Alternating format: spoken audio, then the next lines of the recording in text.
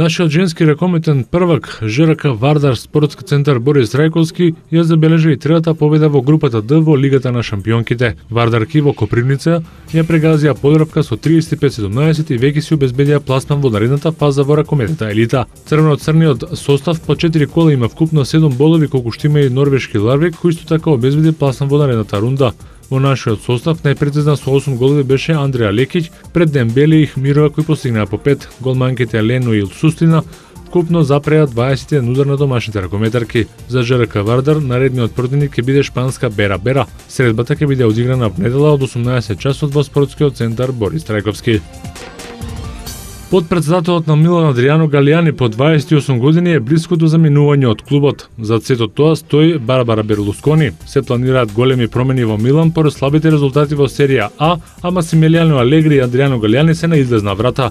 Ситуацијата во клубот од Сан Сиро кулминира по поразот од 2-0 на домашен терен од Фиорентина, пошто росонерите падна на 11-то место со 16 бода за останување од местата кои водат во Лигата на шампионите следната година.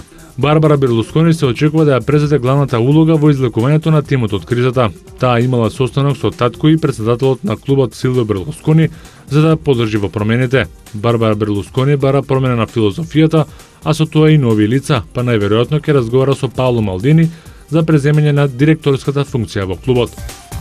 Себастијан Фетел од Red Bull Renault е победник на 70-та трка од светското првенство Формула 1, што се воеше изминатиот викенд за големата награда на Абу Даби. Фетел ја оствари 7-та победа поред, 11-та оваа сезона или 37-ма во кариерата. Со тоа Фетел го изедначи рекордот на Михаел Шумахер кој во 2004 година исто така оствари 7 победи поред во една сезона.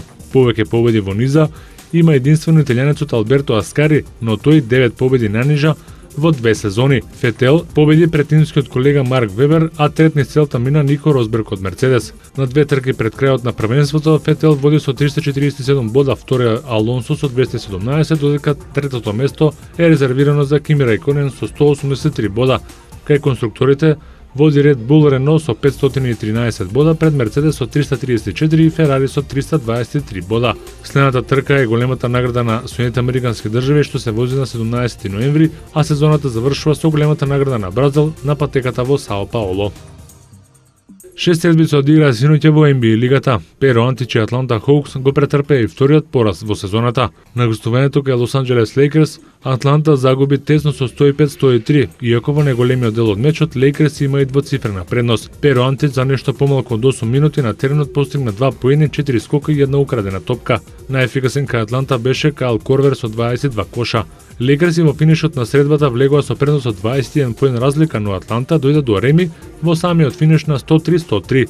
На 6 секунди до крајот, 2 слободни фрлања реализираше Пол Гасол за победа на домашните. Во другите средби Детройт Бостон 87-77, Мајами Вашингтон 103-93, Орландо Бруклин 107-86, Оклахома Феникс 103-96 и Њујорк Минесота 100-109. За вечера предвидени се само 4 средби.